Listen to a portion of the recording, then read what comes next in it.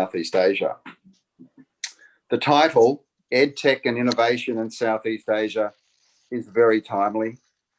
And we're going to hear some of the changes, the rapid changes that are happening in that space and how we can take advantage of them. I'd like to start with an acknowledgement of country, which is something that we do in Australia to recognise the many thousands of years of Indigenous people living in Australia. The Europeans have been here for a relatively short period of time. I wish to pay my respects to the First Nations peoples who belong to the lands on which we meet. I pay respect to elders past and present and emerging, and I pay respect to the spirit of the land. I'd now like to acknowledge some of the dignitaries that have joined this event this afternoon, and I should say that we had acceptance from every one of the 10 members of ASEAN, the Association of Southeast Asian Nations. So thank you to all of those 10 countries that have sending people or have got people to join today, and also members, senior people from the Australian government. And I'd like to mention Ms. Jennifer Bayan, the Councillor Education and Research at the Australian Embassy in Hanoi, Ms. Rebecca Hall, who's the Commissioner for Victoria to Southeast Asia, representing the Victorian Government, Australia, Mr. Tom Calder, the Queensland Trade and Investment Commissioner for ASEAN, representing the Queensland Government of Australia. From ASEAN, I'd like to mention Her Excellency Maria Helen de la Vega, the Ambassador for the Philippines in Australia. And we have representatives from the Royal Thai Embassy in Canberra, the High Commission of Brunei Darussalam, and I might add that this year, 2021, the chair of ASEAN has moved to Brunei Darussalam, and we wish them all the best in the important task of hosting and chairing ASEAN this year. The Royal Embassy of Cambodia, we have 2 representatives, and next year Cambodia will be the chair of ASEAN.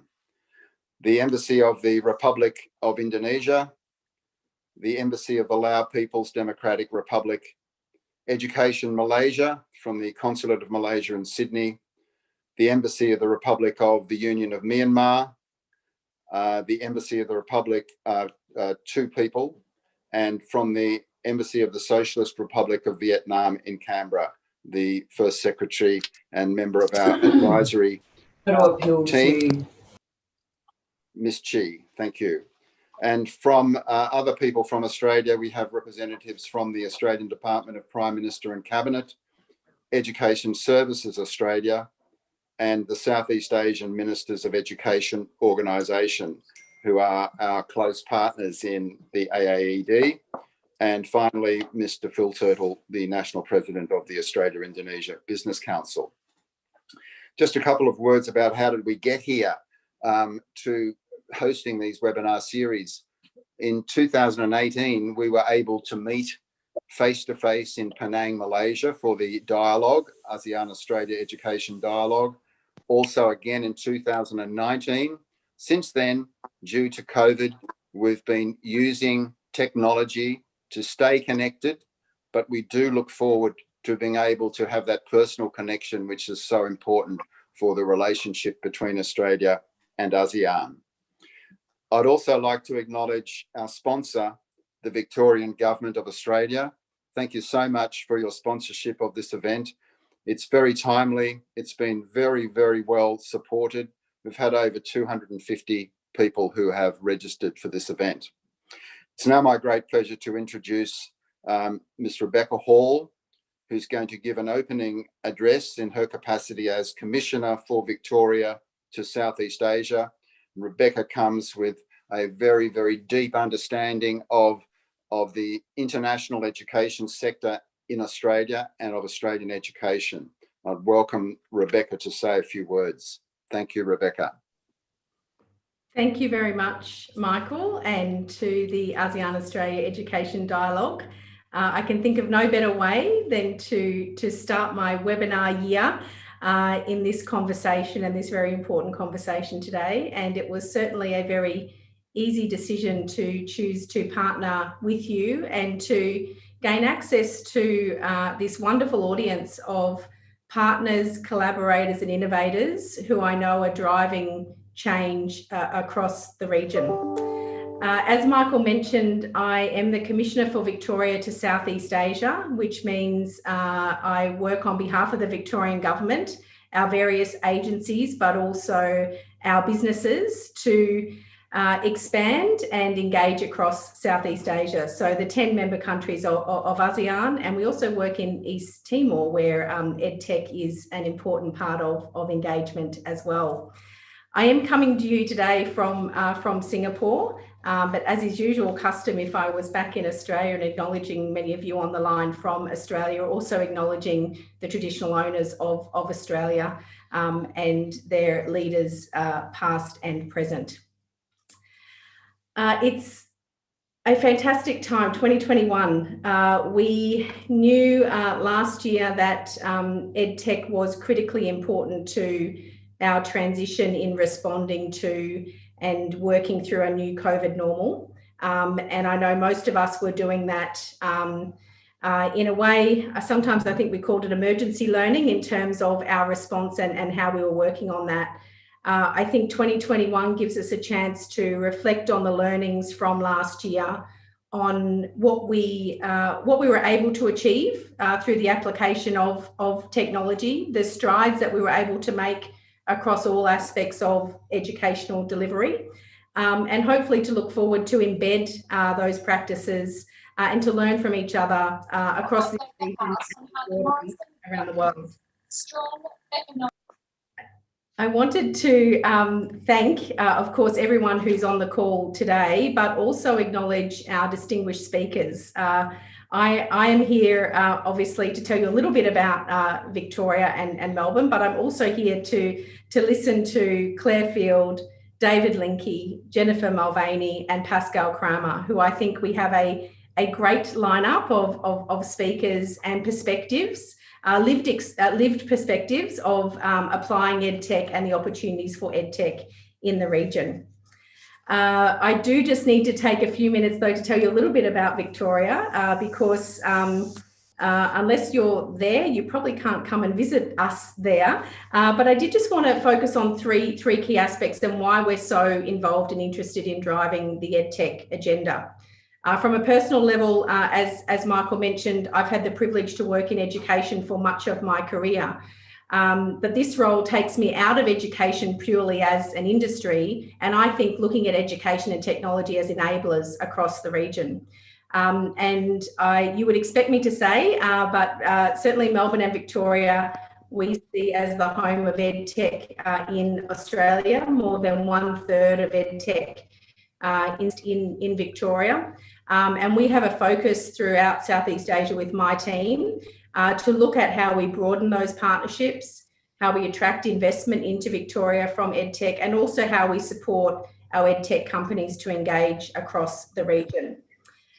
This is actually our first engagement with Southeast Asia on this specific topic. Many other areas within our network have been focused on this. So 20 are in the Southeast Asia region, and to match that with the capability within our ecosystem in Victoria. Of course, education is important to Victoria, full stop. The investment in our universities, our TAFEs, our schools and our institutions, and it is our single most significant export. But we know that that's not just the immediate dollar values, that is the ongoing engagement that education delivers for us as a state, and particularly what that means for us in Southeast Asia.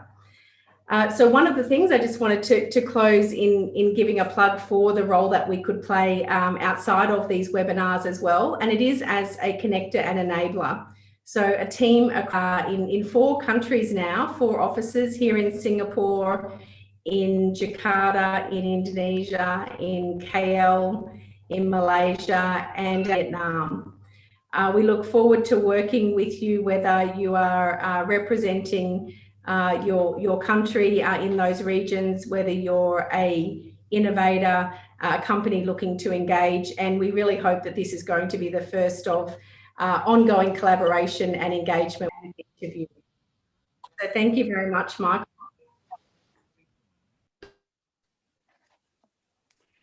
Thank you so much, Rebecca. A very important person for what we're doing this afternoon, and that is the moderator for the next part of this afternoon's or this morning's procedure. So Claire Field is going to be the moderator. So Claire is going to be introducing our three guest speakers. She's going to be posing some questions, and she's also going to be encouraging you, if you have specific questions, to ask them our presenters. So I'll now hand over to Claire, and she will introduce the panelists. Thank you, Claire.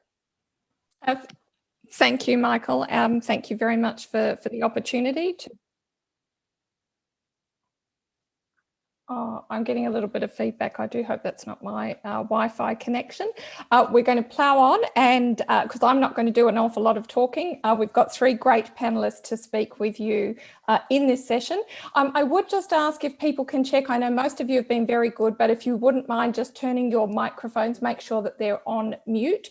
And apologies if you can hear any background noise. There's people doing repairs on stairs outside my apartment window, and they've got Latin American music on. So I'll try not to do any dancing. We'll focus on these three terrific panelists. But if you can put your microphones on mute, I'm very keen to get your comments and questions, and we'll put them forward.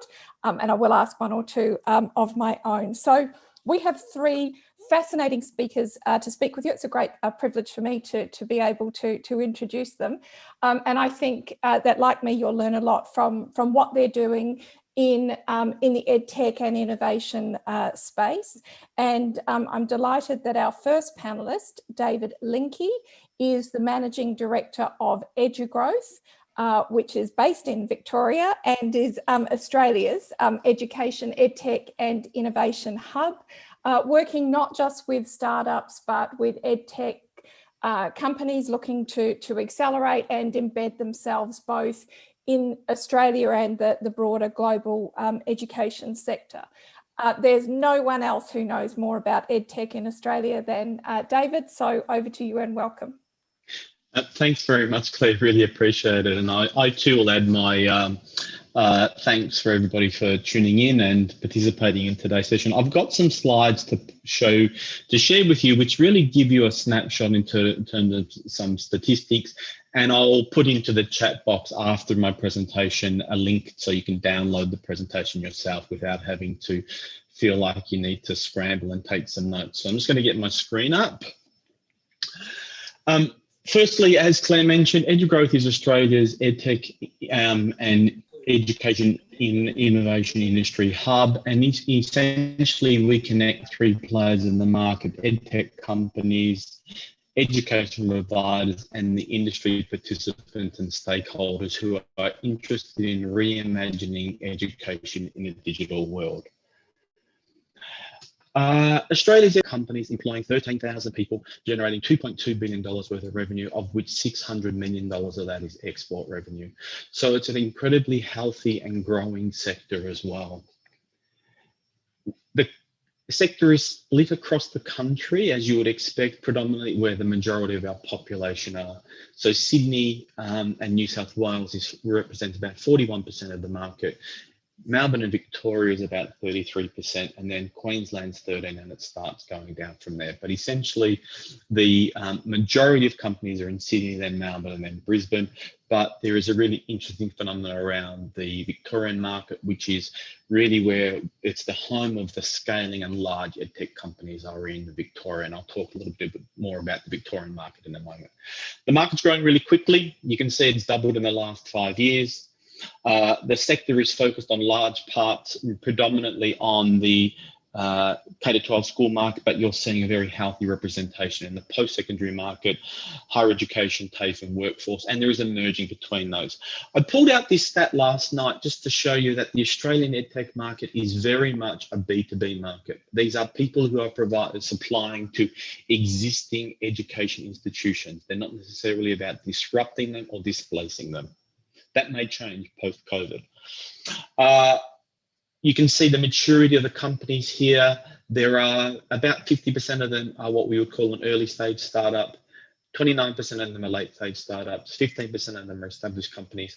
And 6% of them are consultants, which are incredibly important to building an EdTech ecosystem. These are the guys, the learning designers, the strategists, the theorists who can help you get your product into the market and digitize your curriculum and your institution. It's an export market. If you're a late stage startup, 84% of them are exporting and they're generating 13% of the revenue offshore.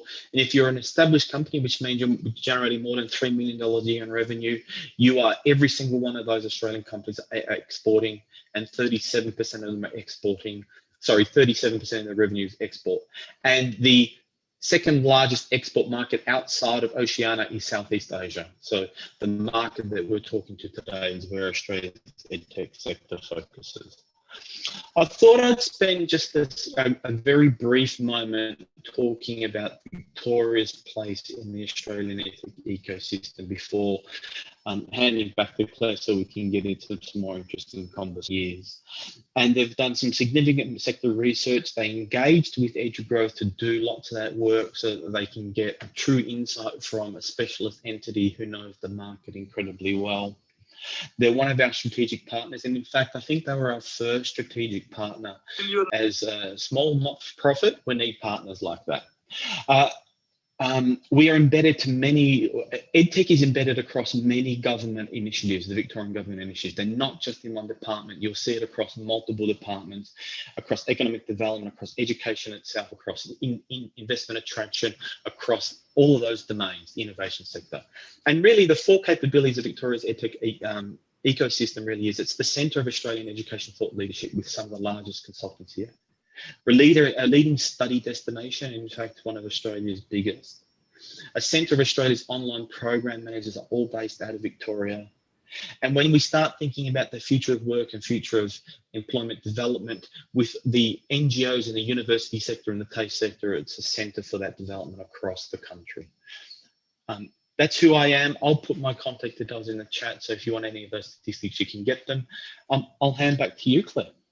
Thank you, David. That was a terrific presentation, and I knew you wouldn't talk too long. We did set everybody a small number of slides so that we could really open it up to your questions. And David, I will park it for now, but I am interested in your observation that most of the EdTech focus at the moment is on B2B, not yet the disruption. We've got Jennifer here who can talk a little bit about that, and also be interested, and I'm sure many of the people who are participating will be, on changes that you've seen in the last 12 months as all of us and your members have been grappling and responding to COVID-19. So for now, thank you very much. And I'm now going to pass to introduce Pascal Kramer, who is an associate professor at Singapore Management University. Pascal, you've been working with EdTech to help your students pre-COVID, but particularly during COVID-19, as we've all, across the region and across the world, had to switch for periods to intensive online study. We're very pleased to have you join us, and look forward to hearing about your experiences and what you've seen in the last while in terms of innovation. Thank you very much, Claire, for the kind introduction. So yes, I'm Associate Professor of Operations Management, but I guess more relevant to this particular forum, I'm also the Academic Director of Blended Learning. And I think this really signals that the change at SMU, and that we're now taking EdTech seriously, and we've been doing so for the past 3 years, because this title was created 3 years ago. Let me give you a little bit of background first about SMU before I delve deeper into how we have really entered into EdTech and what is our view on how EdTech can help us as a university provide better experience, better education to our students. So SMU is a young university, innovative university. We actually were going to celebrate our 20th birthday with a big party in 2020. While the party was held online, there was no cake. When we were founded, we are a management university, and we were really a driver for change in the education sector in Singapore. So we were the first university in Singapore to adopt the interactive pedagogy that we're now well known for. And this is something that we really hold very dear to our hearts. So whenever we look at changes, we have blue ribbon commissions, we're looking at EdTech. The first thing that our faculty will be asking is, can we maintain our distinctive pedagogy? So for us, having this high level of interaction, having this peer-to-peer learning is absolutely essential. And so something we often hear from faculty is, it's not the technology that should be telling us how we teach, it is our pedagogy that should be enabled by the technology as we are facing challenges such as COVID, or as we are embarking on blended learning with the ambition of offering a fully online degree to bring our programs to the region. So we have obviously multiple master's programs, especially that are very international, where people come in and take the programs, but we want to be able to bring the programs to where people are in the region. And that is why we decided that we wanted to have a fully online degree, or a series of fully online degrees that we could offer to students who would then not have to come to Singapore. So how did we embark on this? I think we started kind of two ways. One is to look what EdTech is out there that can support this outstanding management education that we want to provide. So of course, the EdTech provider has to be of excellent quality, and a shout out to Danny, who's here today. So we're working with Incendi, and we have tremendous support in building the kind of solutions that we need to support pedagogy. I think is sacrosanct when you're coming from a university. But what we've also learned is that when you're teaching with EdTech, it is no longer the faculty's show and the faculty's show only. Really, now you are building an EdTech team, either internal or external or a mix of the two, that help support, develop the delivery. So it's been very interesting to start on this more collaborative teaching experience that EdTech allows. So the development is collaborative, and I think the delivery is also becoming more and more collaborative. And so that's how you can scale up your programs, scale up the experience, and create these positive network externalities for the students. So one aspect was the technology. The other aspect is we are part of the FOME Alliance. FOME, it's a mouthful, stands for Future of Management Education Alliance. And this is an alliance of like-minded business schools that want to create outstanding online learning experience and share best practices with each other. And that has really been invaluable for us, especially during COVID times, when we regularly met with each other and shared how the schools were moving online, what were the best practices that they were adopting. And I'm very proud to say that the school moved fully online during the circuit breaker here in Singapore. It affected both obviously our master's programs as well as our undergrads. But not only that, we also started a brand new blended program in August 2020. So we now have our fully online blended Masters in Management, and we are looking at adding more programs, more master's programs that are currently in development. So this is really very exciting for us now to see what's possible and what the EdTech can support and how we can give our students the experience that they deserve. So thank you very much. Fantastic. Thank you, Pascal. And I think there'll be, I'm sure, a number of questions, particularly for those institutions that weren't as far advanced as you were. I mean, I think it's very fortunate that you'd done that work and thought through, particularly from a pedagogical perspective, how to deliver truly engaging education in an online environment, and therefore the switch to much more intensive online was both easier for yourself, but also for your students. And I'd be keen to tease that out a little bit more as well once we've heard from Jennifer. Whereas those, we've had certainly a number of institutions here in Australia and, you know, when you look around the world similarly, who were reliant on face-to-face delivery, predominantly pre-COVID.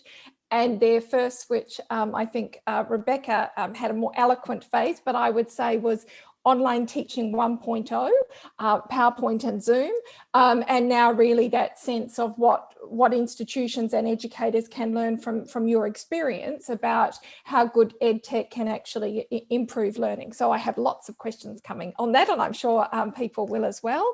And Danny, yes, welcome, lovely backdrop. We all wish we were going through Singapore Airport right at the moment, and we can't wait until we can again. And our third panelist that I'm very pleased to welcome is Jennifer Mulvaney, who has a very different perspective on EdTech and what it can do and how it can do it. So rather than work within and supporting traditional institutions to do what they do, Jennifer is the head of government relations for the Asia Pacific region for Adobe. And she's been working with some global tech companies, Australian tech companies, with the support of the Australian government through COVID-19 to help Australians come to grips with digital skills. And we're very pleased to have her join us on the panel as well. Jennifer, over to you and welcome. You're on mute. Sorry about that. Trying to follow your rules and followed them a little bit too closely. So yeah, thank you, Claire, for that introduction. I'm really pleased to be here today and share a project that we have just done, as Claire mentioned, with the support of the Australian government, but very much also with the support of a number of companies that I think many of you are familiar with. So I will share my screen and hopefully this will come through okay.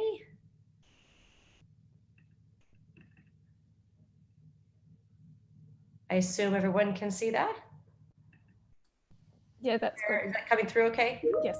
Okay, great. So in terms of disruption for Adobe, we embarked on a project right at the start of COVID last year that was quite unusual compared to the way we usually do our projects. So like a lot of companies, we generally embark on things in a very deliberate way that take a lot of patience and internal approvals and some bureaucracy.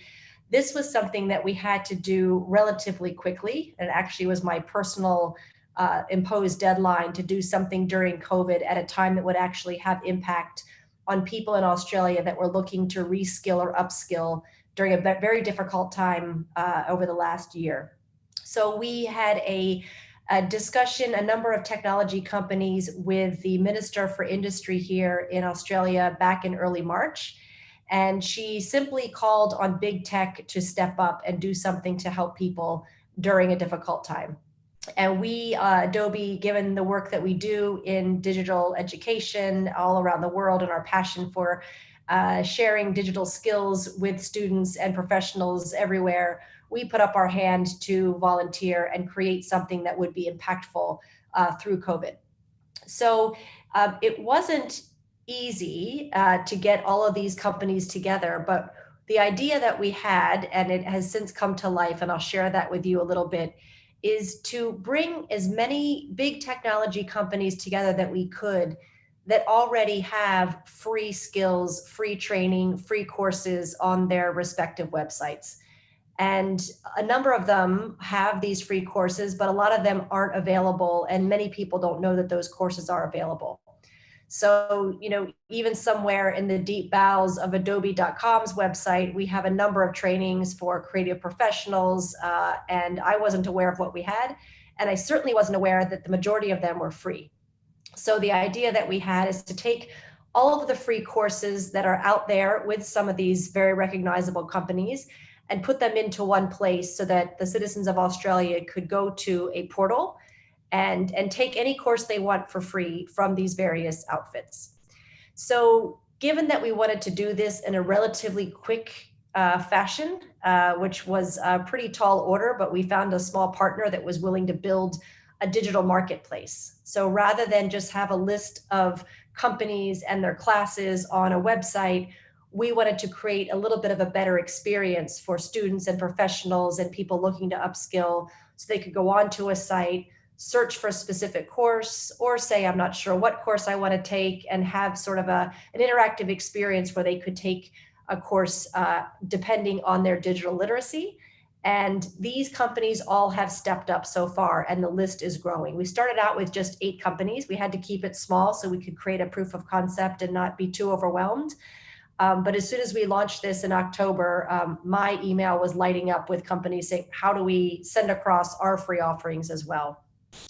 So these are the current companies that are on skillfinder.com.au, which any of you can access. We do have some analytics running on it, so we're able to actually see that a number of people have logged on from all over the world, which we check once a week. And this is just an example of the different types of classes that these companies have offered for free. And these are courses that don't necessarily lead to any sort of a certification or a badge. They're simply courses you can take just for the sake of getting the skill. And they can be as short as 30 minutes. And I sort of compare it to when I was going to university and I would put different things on my very early CV that didn't have a lot on it. I filled up the space by saying the languages I could speak and the different types of software I can use, and didn't necessarily prove that I had those skills. I just had taken enough classes in my life and enough trainings to make the case that that was part of my skill set. And that's what we're looking at here with these courses. So just to give you a sense of what skillfinder.com.au looks like, and I've included the website name on top of each one, but you can clearly go through and negotiate through the website yourself. When you go onto the website, you have someone who gives you a bit of an interactive experience. And this is Jessie, and Jessie can be a male or a female, depending on the day that you land on the site. And what you can do is you can engage in a very simple chat with this chatbot to say you're looking for certain types of skills.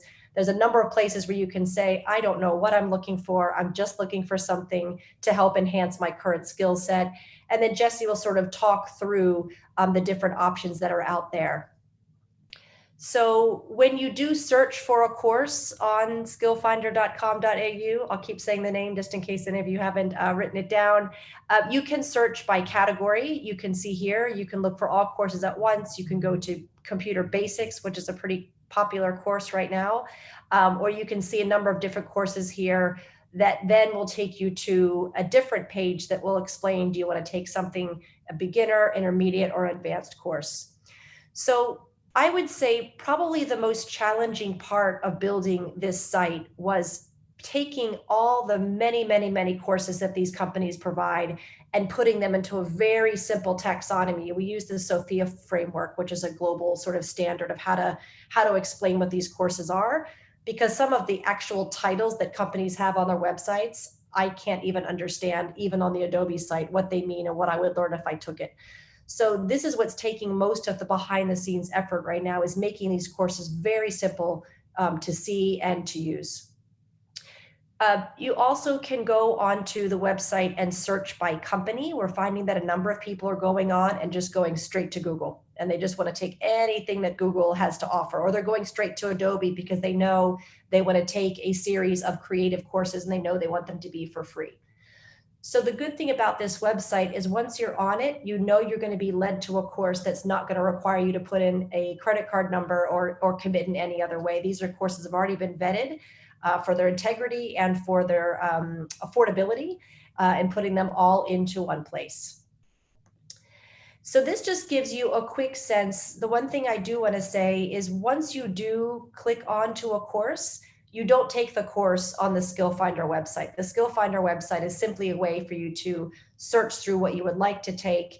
And if you went down here and you did click on more details, you would get some information about the course. And then when you enroll in the course, you actually go on to the technology company's platform. So you would go on to adobe.com or microsoft.com, and you would take the course through that mechanism.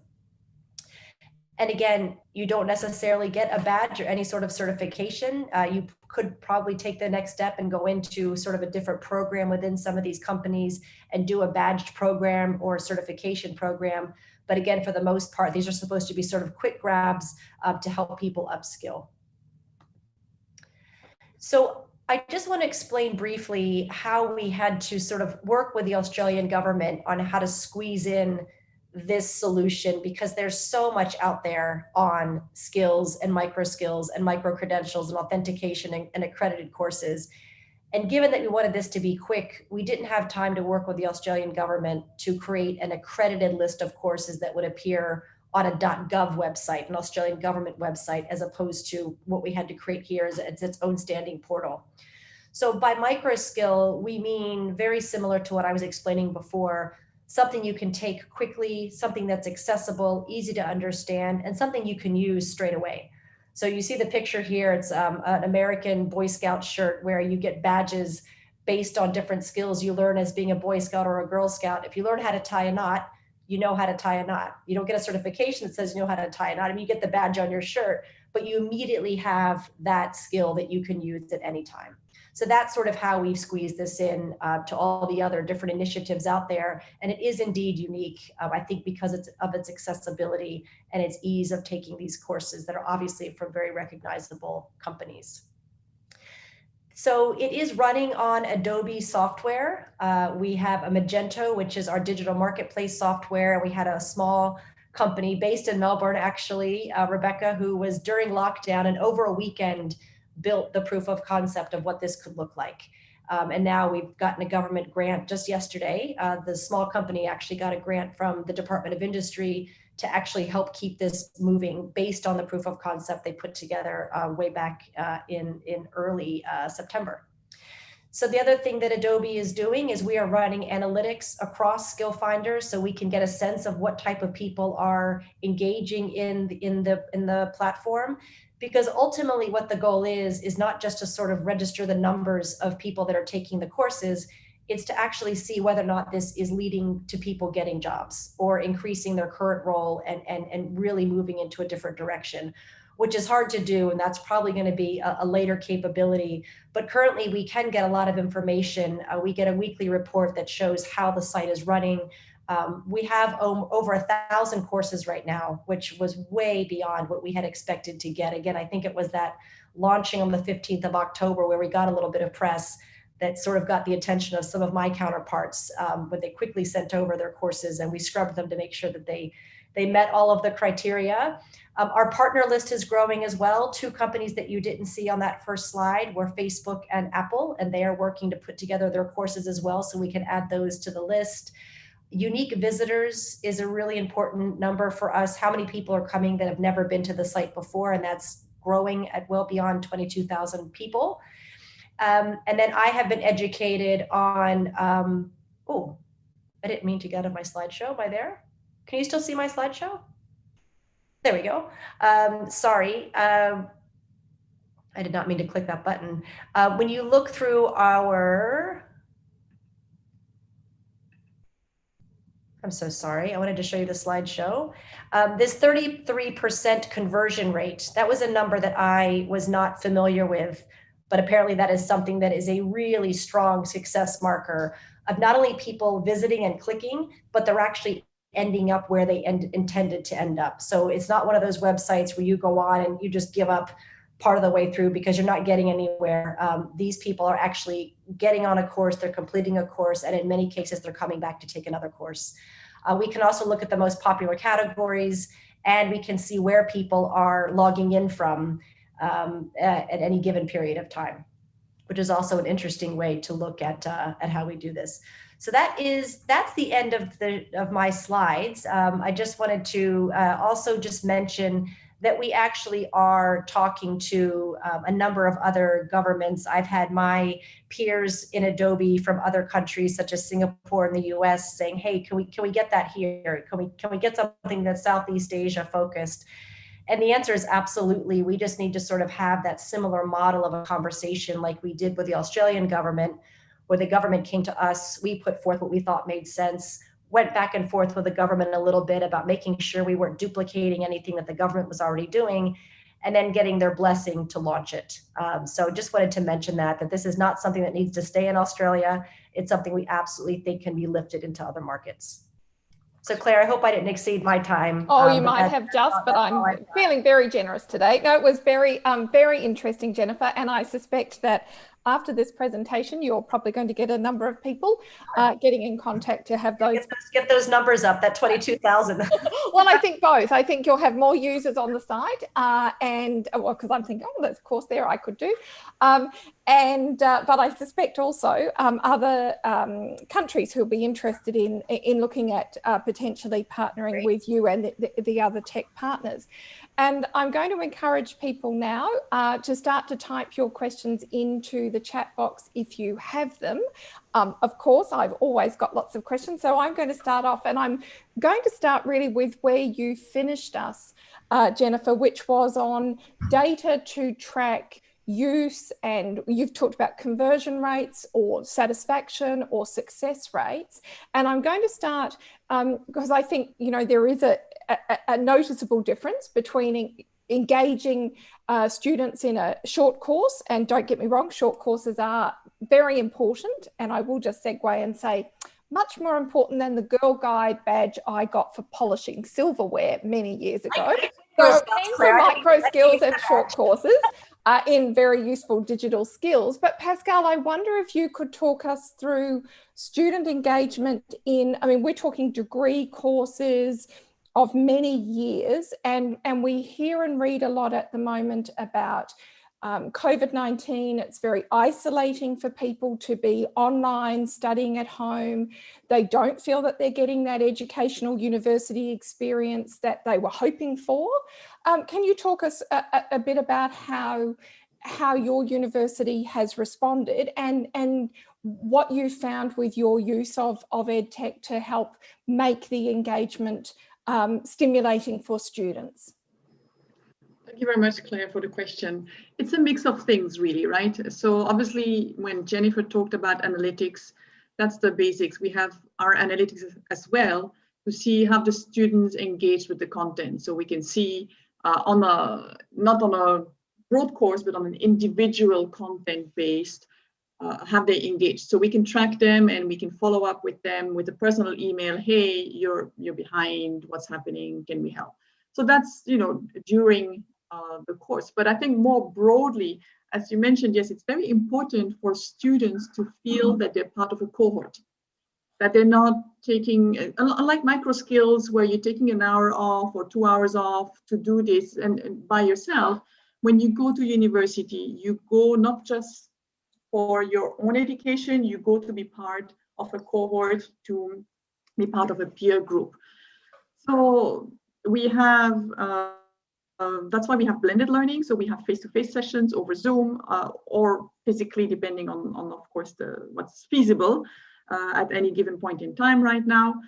And we also reach out to, with COVID, so many new things became available that we can incorporate as a program as social opportunities.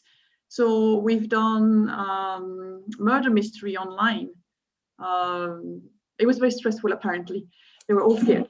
But still, it's a way for them to bond through games, which we would normally be doing on campus. So we try to give them opportunities to bond outside of the program. And that's essential for this, to avoid having this isolation feeling. Terrific, thank you.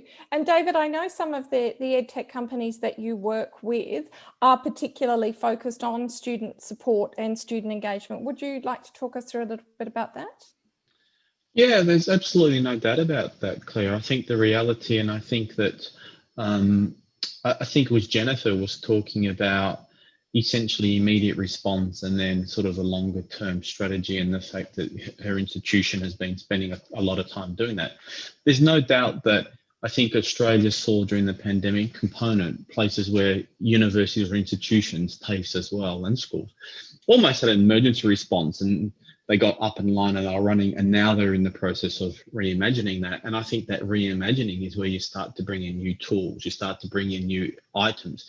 We talked about data, all of that data is not being collected on pens and paper and boards, it's being collected automatically, it's connected with technology. And so getting all of that material, there's no doubt that there are companies that are providing incredible components to institutions to ensure that students are engaged and understanding at the same time what their need is. The big benefit that we get with a technical solution to things is we can potentially we'll use the buzzwords, we can start to bring in things like big data. If we now know what large cohorts of thousands of students in our Biology 101 course are doing and where they need help, what they're struggling with, we can provide teaching to the point of need. So there's absolutely no doubt technology can enable that interaction and almost ensure, or maybe not the right term, ensure, but can find those students that are falling through the gaps or not putting their hand up, because now you can actually do it electronically and direct questions directly to them. Indeed, and I've seen use of artificial intelligence to look at language that students use in their questions to their lecturers. Oh, I'm getting echoes again. Terribly sorry if you are. And that's all that good. might be before they look to drop out. Oh, sorry. I do apologise. I think I'm having Wi-Fi problems. I'm going to power on.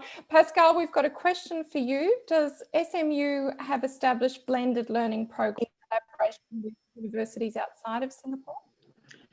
So no, we have the blended program that we have now is SMU only. We had a collaboration with IE, but we are also, as I mentioned, we are part of the FOME Alliance. So as part of that, we are doing course sharing, virtual student exchange. So we used to have, students going to visit our partners for a term. That was no longer possible.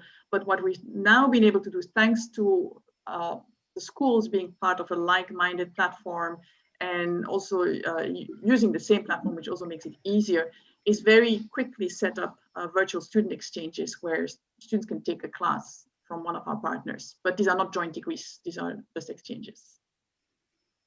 Terrific, thank you. And I just wanted to credit Fiona, who's given me certainly a new terminology. I think panic-gogy is a very good way of describing what many institutions went through last year. And good pedagogy in blended and online learning is really what we're looking for in 2021 and into the future. Can I add to what Pascal was saying, Claire? Please. I also wanted to sort of make the point that I think that the pandemic has highlighted for us that skills-based training and reskilling doesn't necessarily need to be a full degree, right? You can do that, as Jennifer made the point around micro skills. You can also do that in the university setting. And open letter to any Australian university business school leaders that are on this call list today.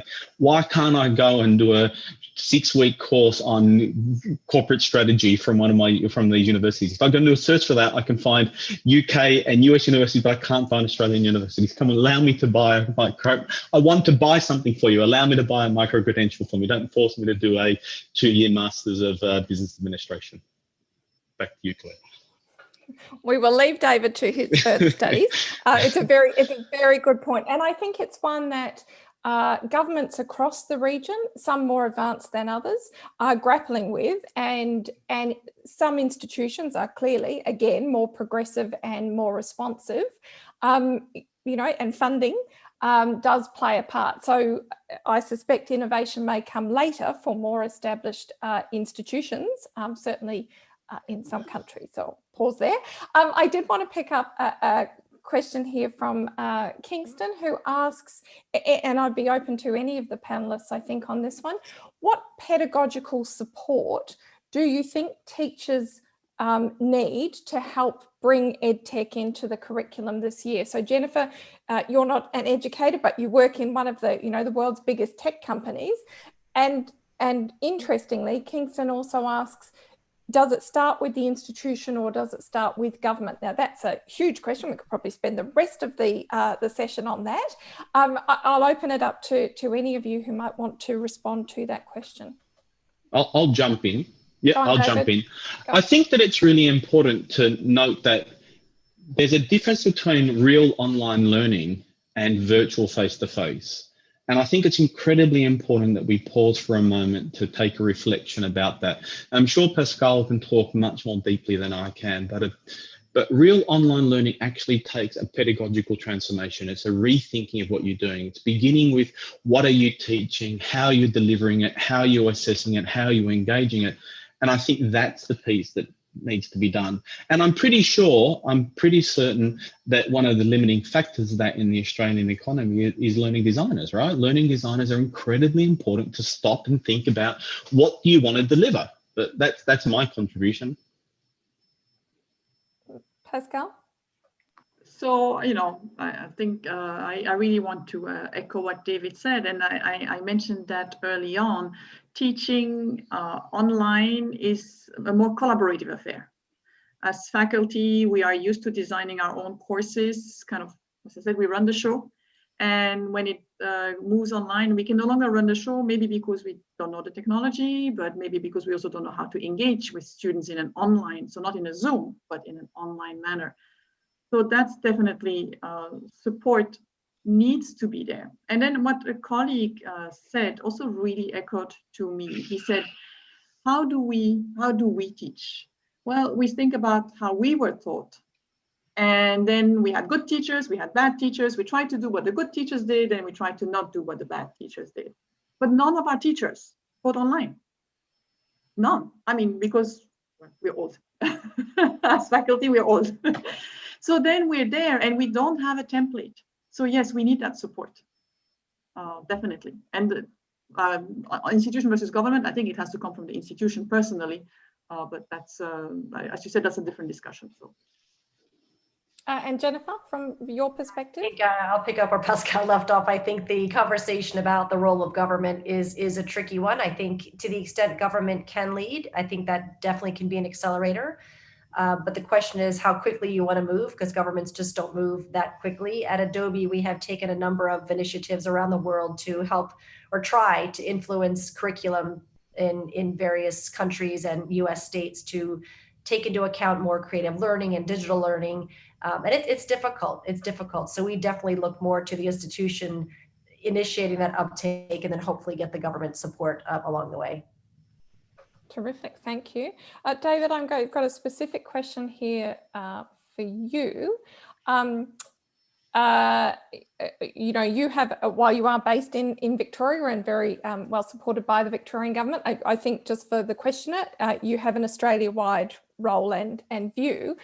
But I think that the question is important in terms of what's the quality control of, all of these EdTech companies out there doing interesting things. Are they doing them well? How does that fit? Particularly, I think the skills-based vocational training. A lot of people think you can only learn to do certain skills, face-to-face, hands-on. Talk us through that a little bit, if you wouldn't mind. I'll try and keep it brief because this is a whole complete webinar on its own about quality control. But firstly, the first comment I'll make is do not require online learning and EdTech products to have a greater degree of quality control than is provided in a face-to-face environment. Let's not canonize one as being the absolute gold standard of something, the other one not, because I don't think that's fair and I don't think that's true. I'm going back to the question, I'm not sure that any government has a role in the quality control of a EdTech service. I think that comes from universities, schools, TAFEs, RTOs. The accrediting bodies still have an obligation to ensure that the tools and resources they use meet their obligations. I don't think that there's anyone in the world that's putting in a unique standard just for EdTech. There are certainly a desire to have an analysis of the efficacy of tools upon the student outcomes. And I think that's a valid thing to do, to have a look at the efficacy and to provide that sort of input to help educators make informed decisions. But I'll quote people much more intelligent than me. And I'll quote Bart Epstein from the EdTech Evidence Institute in Washington, who says, any product should always be assessed if it's implemented the way it was designed to be implemented. when he first told me this, I thought that was a bit of a cop out. And in fact, I was actually interviewing him on a stage in a very big conference where I said that and said, well, I think you're giving EdTech providers a way out. And his response was no. Imagine you went to the doctor and the doctor said to you, here, take this prescription, take 1 pill a day for the next 4 weeks. But you decided you didn't have time and you're learned and you're going to actually take all of those pills in one lump sum because you just think it'll be faster and more effective. And then unfortunately the patient passes away. Whose fault is that? Is that the drug company? Is that the doctor is the user? I think the same applies to education. The reality is everyone has an obligation in the quality of the product. And I'll finish it by saying it's a commercially driven market, right? So institutions will make a very defined decision of things that they use and the partnerships they build. And as Pasquale says, I think it was Incendi was the company that you mentioned. It's around partnership. It's about bringing new ideas together because I think that's where it comes from. Before I go to Jennifer, because I did want to also, thank you for that, David. I did want to also note that I think for those of you who are in the vocational education sector, there is, in the last 12 months globally, we've seen significant growth in the use of virtual and augmented reality. And I think that is the game changer that's coming in the sector. I was fortunate probably a couple of years ago now to visit Microsoft in China, put on the VR goggles and operate on a person, chop them open, sew them up. Much better that I was learning that with goggles and a virtual person than, you know, any poor person on an operating table. We've got virtual reality to teach welding and a range of other very practical skills. So while there is some cost and mindset shift to move to that level of learning, in some ways it allows for much more formative assessment, for students to learn actually without using a whole lot of materials, and then potentially to do assessments in the physical world.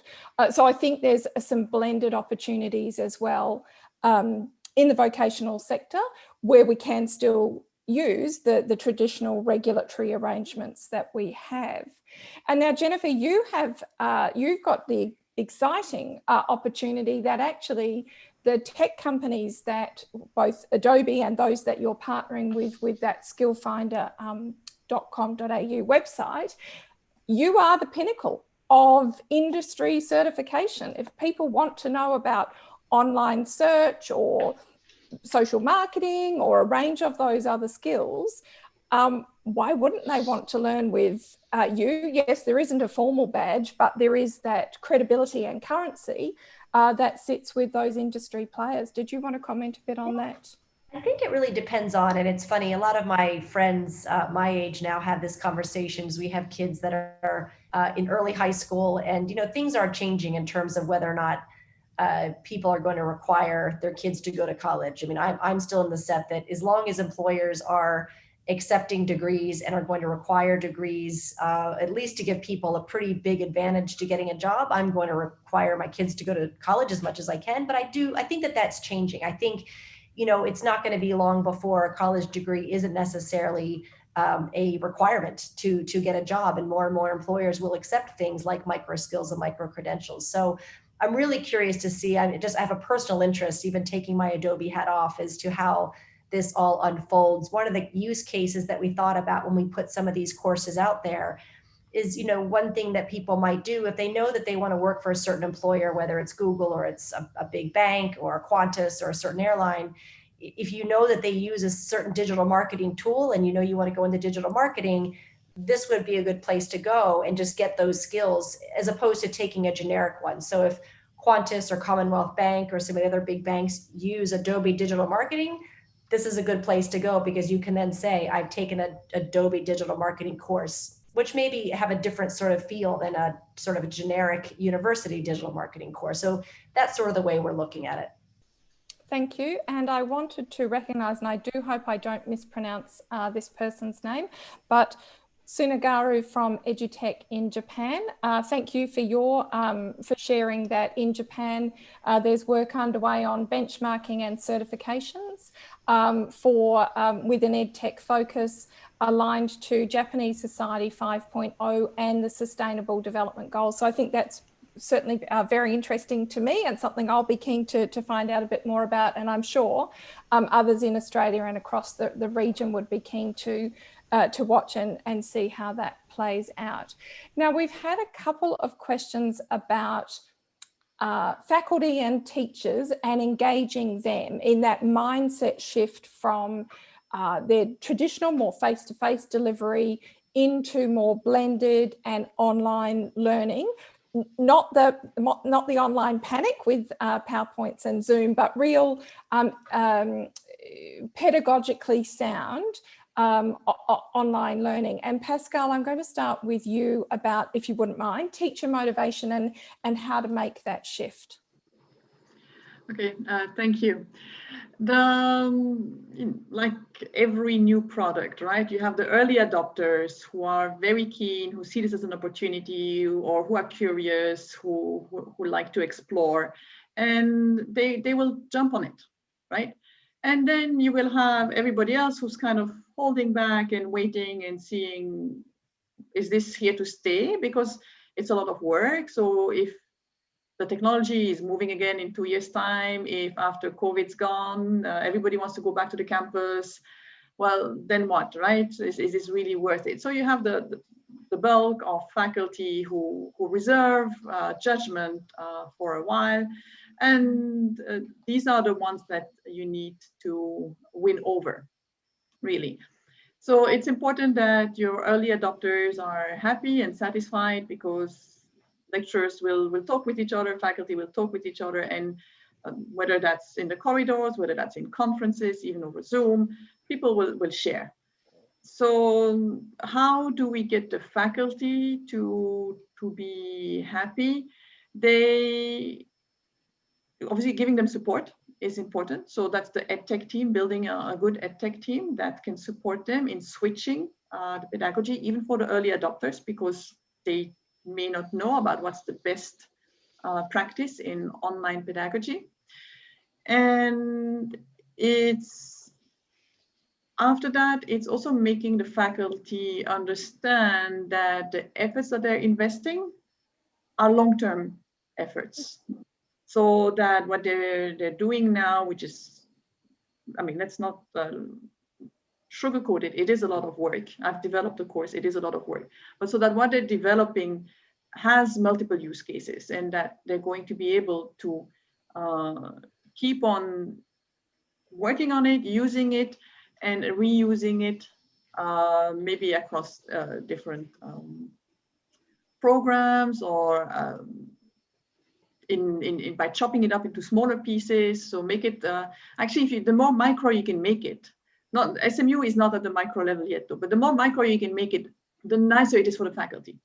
Because you can start developing micro bits rather than thinking, oh, I have a whole term to develop, 15 weeks. Well, that's a lot of weeks. But if you can say, I'm going to develop 2 weeks, and that's very manageable. And then maybe I'll develop another 2 weeks later, and then over time it will add up to 15 weeks. So I think this is something that can convince our faculty. Sorry for the somewhat longer answer. Oh no, it's very interesting. Thank you. And David, another year and you'll be able to do your short courses with SMU. I feel like that's where it's heading for you. So that will be very good. And I have a question for you, which is so that Pascal's talked about within an institution, how you help people get on board.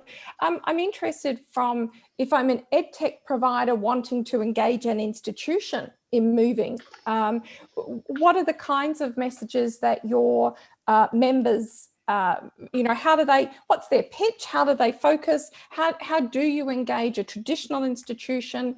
I guess, is it easier post-COVID? Have people seen it, or are they looking to go back to, old habits of face-to-face delivery? Could you share some insights there? Yeah, I think the reality, you have everything on the continuum from I want it to return to face-to-face tomorrow to I never want it to return to face-to-face tomorrow, and everything in between. And taking off from what Pascal says, the Gartner hypercycle is a great way to think about the adoption of anything in digital transformation, right? So the Gartner hype says you start with the innovators, you get to a peak of inflated expectations, you end up in a trough of disillusionment, and then you finally end up on a plateau of productivity. If that's the case, then I think there are every one of those cohorts within education today. The thing for EdTech companies, which is really important, and I know we've got lots of educators on our webinar today, so I want to make the pitch that EdTech founders have the same altruistic desire to see students achieve and get outcomes. And it has to take that partnership approach. So that's what Pascal was talking about within an institution, ensuring that you've got each of those pieces. EdTech founders need to solve multiple things. They need to solve an educational problem. They need to solve a business problem because they need to make it commercially viable to be able to deliver the service. And the final thing they need to be able to do is to be able to deliver their own personal entrepreneurial capability. So within institutions, I think you go and find those people who are the innovators. You go and work with them because you need the internal, what's the language, sponsor / executive head thumper who's going to get the thing embedded and delivered. And because every single product is going to fail. And again, I'm going to quote people much smarter than me, but the PVC of teaching and learning from Monash University, Chris Ryan, made the point at a roundtable that I did with him in Bangalore a few years ago, that every product they deploy, regardless of the size of the company that deploys it, will fall over at some point. It's the energy and the systems and the support systems you've got around you that allows you to get through that trough of, trough of disillusionment, to be able to get through to the next phase. And I've got no doubt about that. So EdTech companies are part of a solution. And I think that if they can enable some of that pedagogical change, but any digital transformation takes time. And David, sorry to almost interrupt you there. No. I've just seen a message come up from Jennifer saying she's got a dash. There's more important, influential people to talk to and share with. Right. Jennifer, we will keep going, but thank you very much for your time. And we do look forward to engaging with the platform, and thanks for your insights and ideas today. Thank you. Everybody else, stay with us. There's more to talk about. And David, I did want to note that RMIT are happy to enrol you. They've got some courses. So, I think you've got plenty of short course learning options. And thank you. Some excellent insights about finding, again, those who are the early adopters and will be the sponsors within institutions. If you're on the outside, looking from an EdTech perspective at how to engage. Now, Michael Fay has asked a very good question, as he is wont to do, and I'm going to be very bold and allow those of you not on the panel to put your hand up and speak if you're in a position to do so. So Michael's question, and I will have to, wrangle you all, so apologies if we get a little bit out of control and I need to draw things down, but I'm going to try it like this. Michael has made the observation that some Australian universities are choosing not to go back to lectures this semester, and some are signalling they may not go back to face-to-face lectures ever. They'll do on-campus tutorials and laboratory work, but no more lectures. So we're grappling with that at the moment in Australia. And Michael has asked the question, well, what's happening across the rest of the region? So Pascal, you have touched on it, but can I ask you, beyond your university, where are things at, if you think you're able to give a comment on Singapore? And then if we have people from, other countries who would like to share their observations of what's happening, then I'm happy to allow you to unmute yourself and have a go. But I'll start, Pascal, with you first. Okay, thank you. So first at SMU, because there I obviously know for sure. We are back on the campus. We've actually made attendance compulsory because some students did not want to come back to campus. So we said, no, that's it. You have to come back to campus. However, this is a temporary measure. We are looking at not as radical as what it sounds like from what you described, but we are looking at empowering the faculty to conduct some sessions, so some weeks out of the term entirely online, but definitely not all. So we are not going to move to a fully online, unless it is an online degree. Of course, if it is an online degree, blended degree, then yes. And from my understanding in the other universities, nobody is considering moving such a radical departure from the traditional model, but everybody is looking to solidify what we call in our local university lingo the EPTL, emergency preparedness for teaching and learning. So before that we were doing it because, well, you have to do it, but now we've realized, oh, hold on, it can actually happen. So we never thought it would really happen, that we suddenly have to move completely online. So now that people have had that wake-up call, actually this whole EPTL, it's sound and we should be ready for it. So there will be more emphasis on that, but it will not remove our campus elements for our flagship programs. We have large undergrad population, we have campus-based MBA, Masters in Finance programs, all of those. But we will launch blended programs more, which we didn't have, and none of the other schools have. Okay, thank you. That's very interesting. I'm going to ask, do we have anybody who can comment perhaps from Thailand? Is there anybody who wanted to share what's happening in Thailand at the moment? No, that's okay. We can come back. What about, is there anybody who might be able to comment from Vietnam? Hello, Brian here. Hello, Brian. Hi, how are you? My apologies for getting late, but just to update you on Vietnam, we've got the Lunar New Year coming up, and also we've got a big scare now with COVID-19. So basically, there's been urgent meetings and everything has got, well, most universities in Vietnam have now gone to online learning again.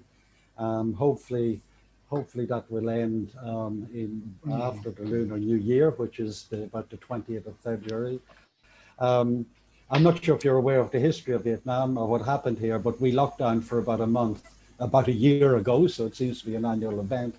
And basically, for people like myself in the home office, basically we had to move to online learning and basically learn it online. So there was no opportunities to go to a classroom, and so it was a baptism of fire. So it's really good to hear what's been happening in other countries, particularly Australia. But what I'm interested, one of the things I've noticed here is that people went back to traditional very quickly, and what some people, including myself, have tried to do is unofficially is blended learning. So I started using Google Classroom and all the other platforms around it, and that has been very, very beneficial, so that I think you can add a lot of value to students by having, we say, the traditional classrooms, but also supplementing it by, getting to do assignments and upload them onto, we'll say, Google Drive and things like that.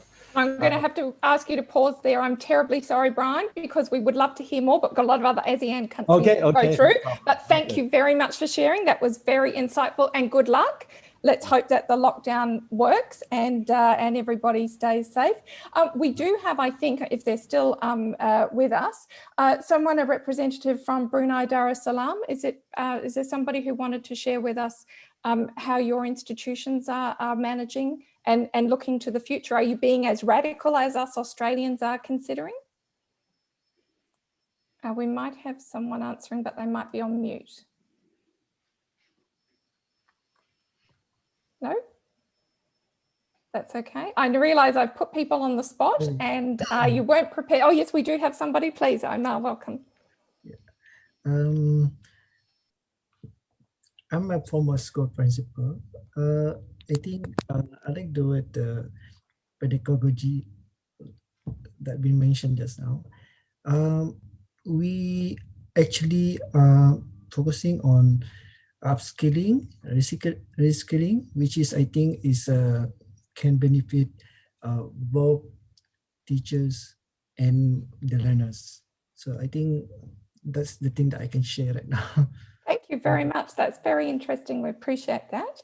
Do we have somebody who wanted to share from Cambodia how things are looking in terms of Edtech and innovation? Will classes and lecturers, are they back to face-to-face? Is there someone who wanted to share an observation? No, I have put people on the spot. I do apologise for that. I just will run through my list of ASEAN countries because I don't want, if there is somebody there desperate to say something, I don't want you to feel that I've missed you out. Do we have colleagues from Indonesia who wanted to share what your institutions are doing and how they're responding? No, I really have put anybody on the spot. I think I did Malaysia. Did I ask Malaysia? I'm juggling here as well. Michael, you've asked a big question and I'm trying to cover off the answers and let everyone have a chance to speak. Did we have a colleague from Malaysia who wanted to share what's happening? I think we do have, yes, please, welcome. Hi, Tini from Education Malaysia, Australia. So basically, we kind of try to on and off face-to-face learning, but because of the inconsistent of the situation back home,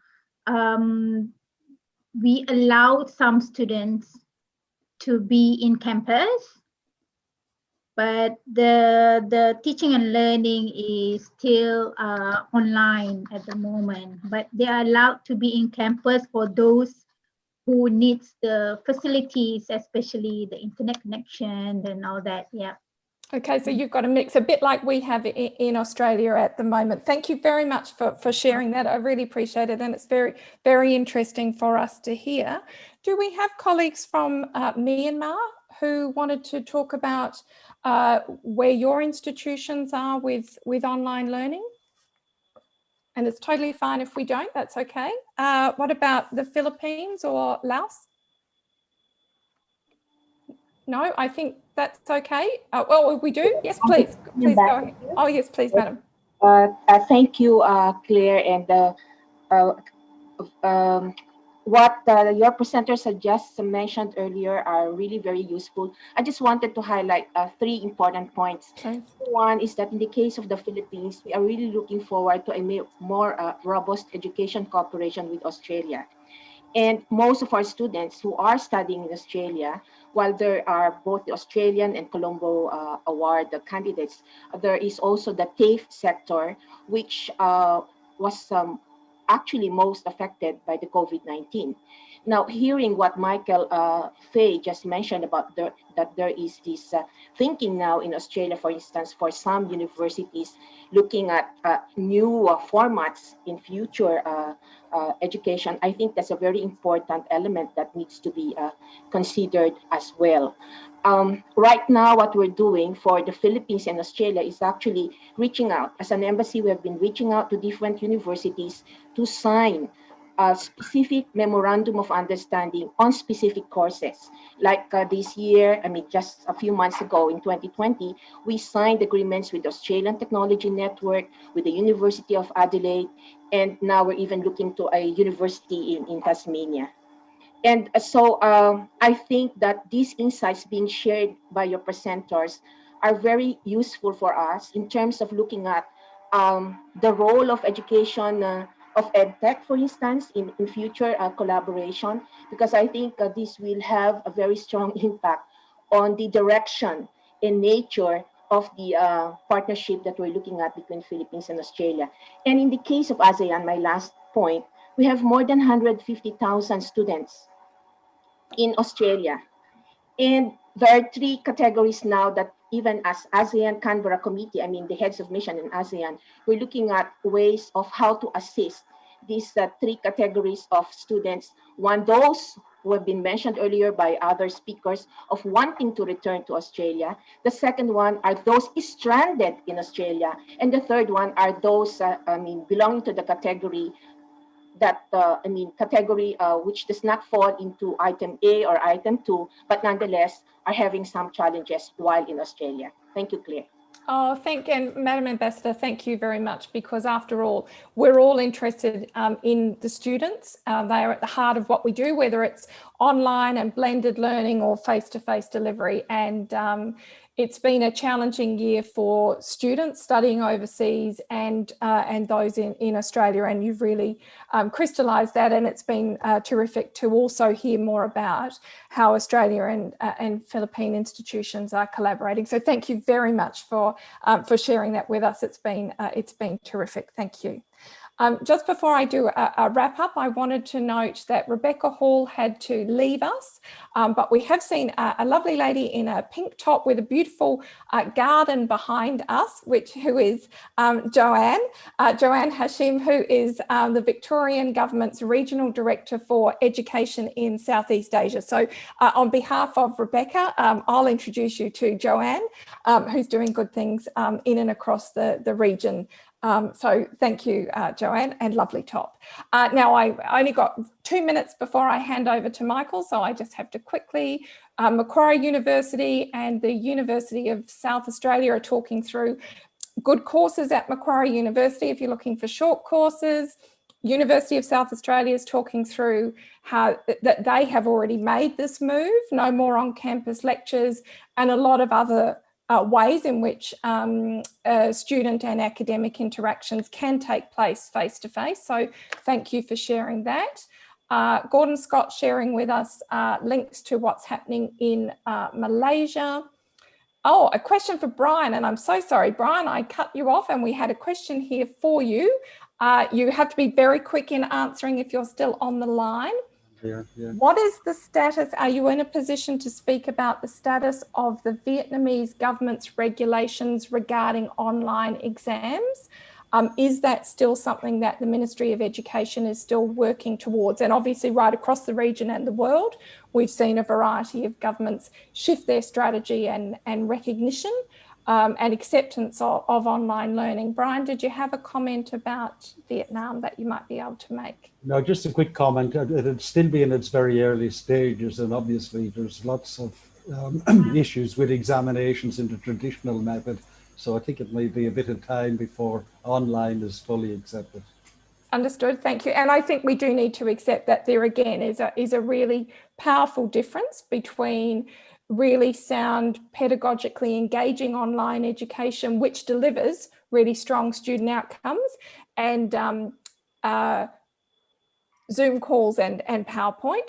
And we've got a lot of, if you haven't been keeping an eye on the chat box, Danny reflecting what's happening across the region, similar comments to those that Pascal has shared.